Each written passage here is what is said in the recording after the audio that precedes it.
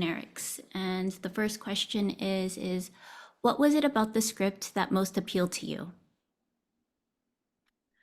Well, I was very intrigued by playing a villain, quote unquote villain, but it was reading the script, I realized it was much more complex than that. And yeah, I just immediately was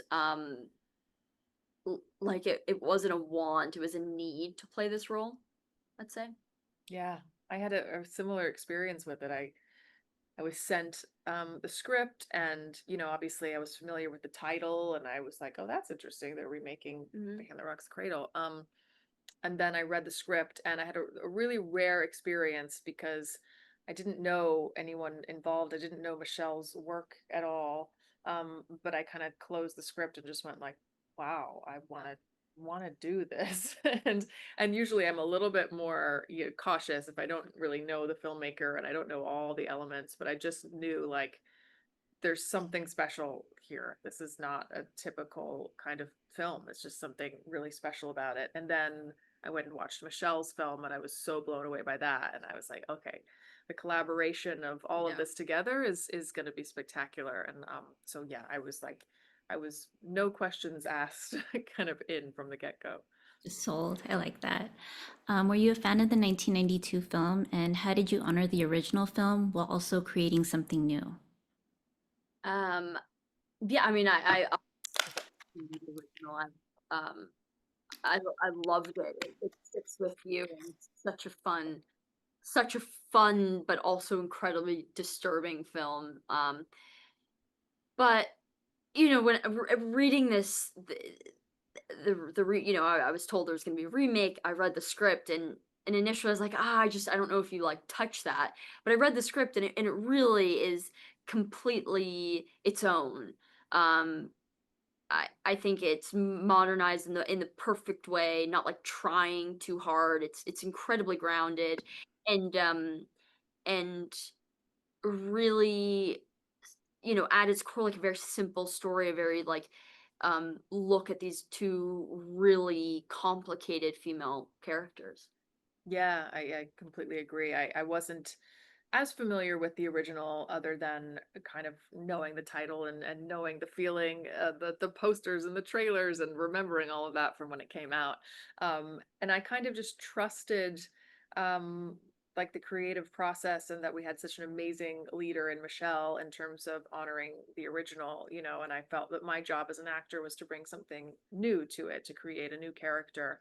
Um, so I kind of focused on that, and I could tell that there were these through lines throughout the script and throughout the project that were nods to the original, that people are gonna really be into and get a kick out of. But there's also like just a totally new film being crafted that really stands on its own.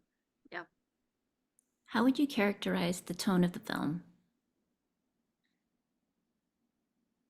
Slow burn, Brooding. brooding, Mm, um, dread, like um, just this sort of foreboding sense yeah. of like coming dread. Yes, yes. Uh, yeah, Haunting. haunting. Um, I think that's good. Okay, Yeah, yeah. and just scary at the end of the It's a day. little spooky. Scary. Okay, Mary, tell us about your character, Caitlin. Caitlin is when we first see her in the film, she's a really successful working mom. She's got two kids. One of them is a young baby, and she's sort of trying to find that balance in her life. That a lot of moms are going through these days of, how do I go back to work, or should I stay home, or should I and how for how long should I stay home, and all of those kind of questions, and that kind of leads her to bringing Polly into her life, who is a nanny, and kind of offers her the opportunity to take a little break and take a little load off. And so she decides she's going to take time off work and have a nanny, which is something she's never done before, so that she could just have a little more time to herself. And that kind of opens the door towards this new friendship that starts to blossom between her and her nanny, and maybe boundaries that start being crossed. And So there's this domino effect that starts happening little by little, where the cracks in her start showing. And Polly really starts bringing out kind of what's underneath and all the fears and anxieties and worries that she lives with. And yeah, it all gets unraveled. Yes, it does. Yes. Micah, tell us about your character, Polly. Um, uh, where does one begin with Polly? um, well, when you meet her, you don't totally know what's going on. I think you can feel that something's off. But it takes a couple of scenes to really start to get an uneasy feeling. Um, and you don't really know her motives or intentions, and then it kind of like slowly starts to unravel, and the truth kind of slowly surfaces of why she's targeted Caitlyn's character, and is seeking revenge in certain ways, and is carrying a lot of anger, um yeah, it was I had a blast playing her. That's all I have. Awesome. Why is Michelle so well suited as the director for this project? Mm, Wow. I just love her. I know She's just the the best. best. So brilliant. I think uh, for me, there was a concern with a remake. You don't want to just try and copy the original or have it be this. I don't know. And so I think there was a concern, at least for me, with that. And then when I read the script, it was incredible. And then, um, like you said, seeing Michelle's previous work, I was just like, oh, this is gonna be so interesting.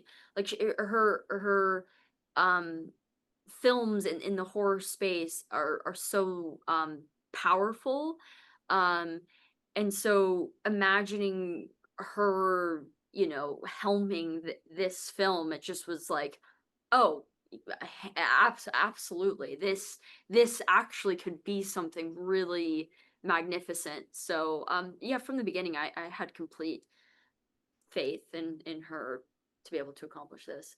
Totally. Yeah, I think she's such a true artist, and she Yeah. has such a knack for horror, and she's sort of like, it's so funny because she's in a punk band, and so she's got this like Yeah. kind of hard edge with like, making horror films and things like that, but she's actually like the softest, most lovely human being ever. And I think that's what kind of, it's like the perfect combination of her with this film, because it is this like intense, heavy, dark, scary Totally. film, but it has a heart and it has empathy and it has a softness to it, like an underbelly of compassion in there.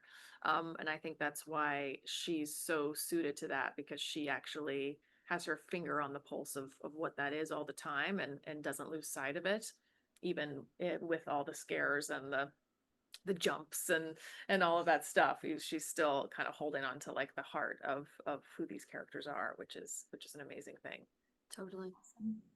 Okay, last question. The majority of the filmmakers on this film are female: the director, production designer, film editor, composer, costume designer, etc.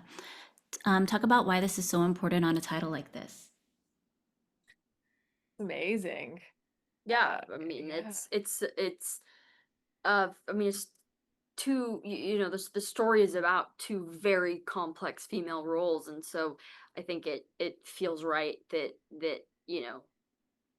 everyone that's around, that's bringing this world and these characters to life, are female. So I think it was like very comforting, and it felt safe, and it felt like a really like powerful environment, I think, for everyone involved. Yeah, and there's an ease to that too.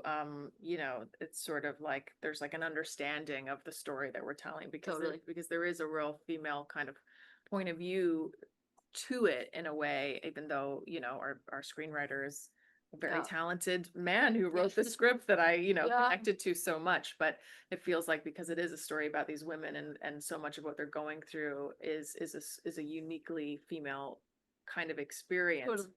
And so I think just having so many women involved in all these departments just kind of made it so easy. We didn't really have to explain anything. We all kind of got it. Got Like it. you just know. You know what it is, and you know what it's saying without having to explain it to anybody. And so there's a real ease to that as well.